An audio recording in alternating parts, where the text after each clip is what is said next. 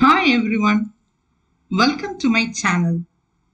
In this video, we are going to learn about an important concept in organic chemistry, that is the electronic effect.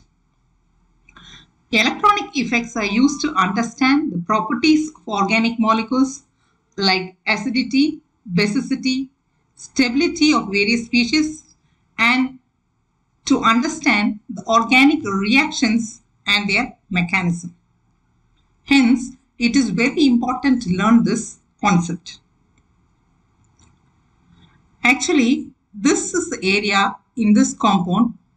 Oxygen is having a negative sign which indicates that it has got a high electron density. At the same time, the carbon here is having a positive charge which shows that it is having a low electron density or it is electron deficient. When there is an approach of an electrophile, it is electron deficient and hence it searches a site which is electron rich in the organic substrate to attack and form the bond. But if there are more than one electron rich sites in the organic substrate, the electrophile would prefer to attack the most electron rich site. On the other hand, nucleophiles, being electron rich, search for electron deficient sites in the organic substrate. So all these can be well understood using electronic effects. Electronic effects are of various types like inductive effect, resonance, hyperconjugation, and electromeric effect. Come on, now let's learn about inductive effect. Consider an organic compound. This is chloropropane. In this organic compound, the group chlorine is more electronegative than carbon. Chlorine here acts as an electron withdrawing group and hence it withdraws electrons from its neighboring carbon atom towards itself. As a result, chlorine acquires a partial negative charge. As the chlorine has drawn electrons from the neighboring carbon, the electron density on the neighboring carbon is less and hence the neighboring carbon acquires a partial positive charge. Chlorine also draws electrons from the second carbon, but the intensity is not the same as that from the first. Hence, the second carbon will get a partial positive charge.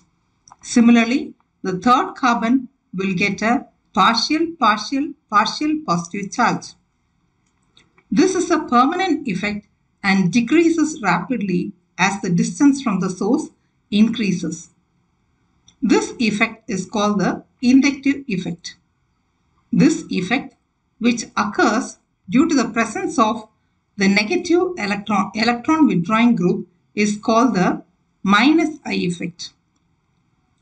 The same minus I effect is also observed in compounds which have electron withdrawing groups like cyanides or nitro group or bromo group instead of chlorine.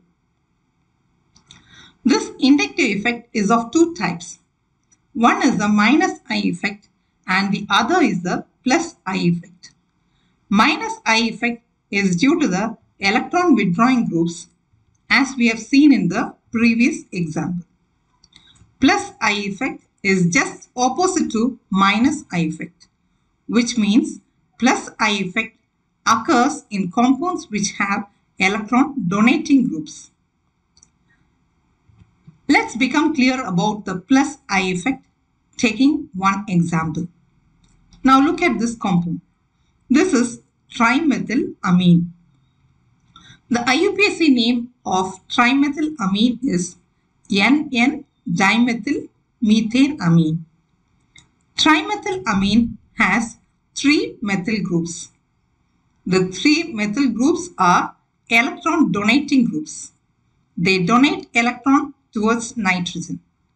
As a result, nitrogen becomes electron rich, or electron density is high on nitrogen.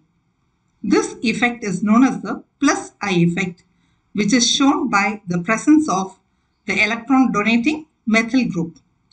The same effect can also be produced by other alkyl groups like ethyl, propyl, etc. Let's now learn about the applications of inductive effect. The first application is to decide the stability of carbocations. What are carbocations? Carbocations are reaction intermediates which are unstable. Why are they unstable? They are unstable because they have electron deficient species. This is tertiary butyl carbocation and this is isopropyl carbocation. The presence of electron donating groups decides the stability of these two compounds. The positive charge on this compound denotes that it is electron deficient. So, it is in need of electrons to become stable. These electrons are donated by the methyl groups. The methyl groups push electron towards the carbon. So, while comparing the stability of tertiary butyl carbocation with isopropyl carbocation, the tertiary butyl carbocation is more stable as it has got 3 electron donating methyl groups compared to isopropyl carbocation which has only 2 electron donating methyl groups. Next is the application of inductive effect in learning the stability of carbanion. Carbanions are those compounds which have a carbon atom with a negative charge on it, indicating that it is electron rich. Because it is electron rich, it is unstable. This compound is made more and more unstable by the presence of electron donating groups. That is, the methyl groups on these compound push electron towards the central carbon, making it more unstable. But this compound has got only 2 electron donating methyl groups. So when we compare the stability of the carbanions, the 3 methyl groups, the carbanion containing 3 methyl group is found to be less stable than the compound containing 2 electron donating methyl groups. Therefore, tertiary butyl carbanion is less stable than isopropyl carbanion. Next application of inductive effect is to learn the stability of acids. Now let us take 2 examples. This is trichloroacetic acid and this is dichloroacetic acid. Both the compounds have carboxylic acid functional group. But which among these two is more acidic? The compound which releases H plus ion more quickly is more acidic. How to find out the compound which is releasing H plus more quickly? So that is decided by the electron withdrawing groups here. These 3 chlorine atoms here are electron withdrawing groups. So trichloroacetic acid has got 3 chlorine atoms and dichloroacetic acid has got only 2 chlorine atoms. We can learn the mechanism of this proton releasing effect by expanding it in a better way. So trichloroacetic acid is written in an expanded form like this and dichloroacetic acid can be written like this.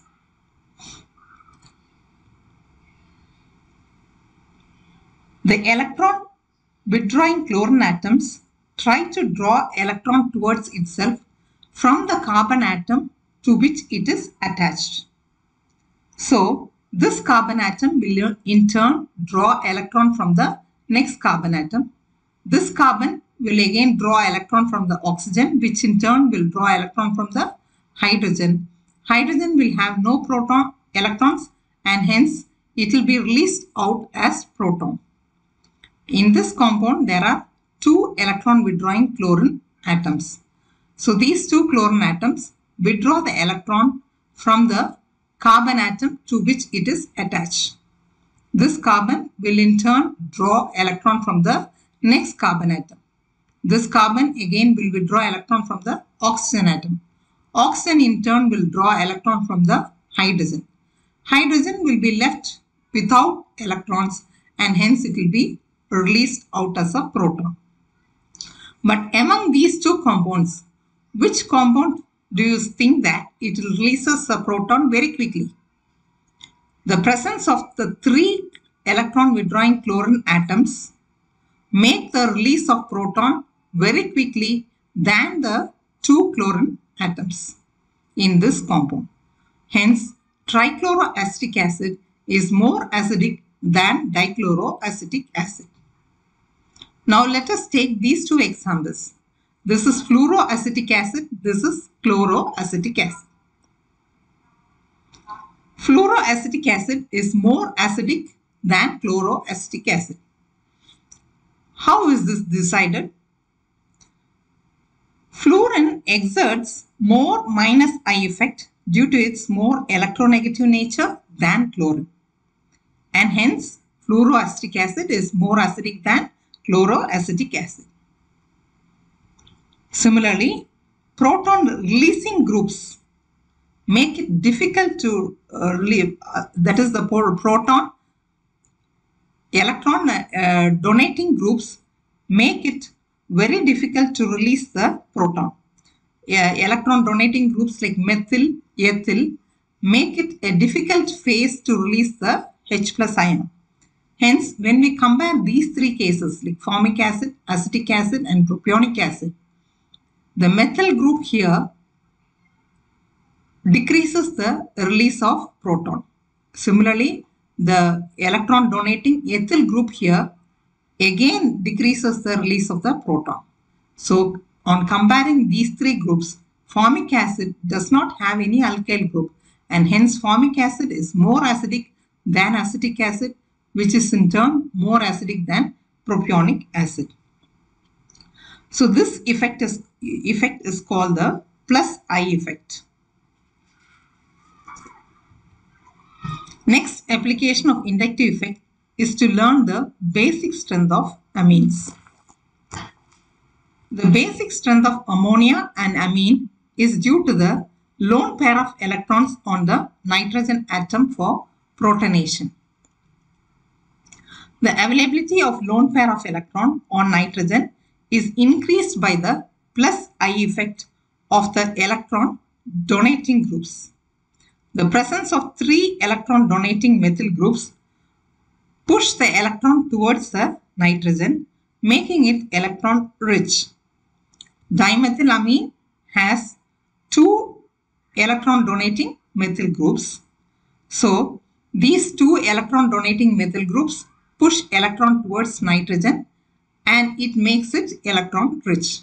But when we compare these 2, the presence of 3 electron donating methyl groups makes this compound more basic than dimethylamine. So trimethylamine is a stronger base compared to dimethylamine. Hope inductive effect is clear for you all. Thank you for joining and stay tuned to watch my next video on resonance and hyperconjugation.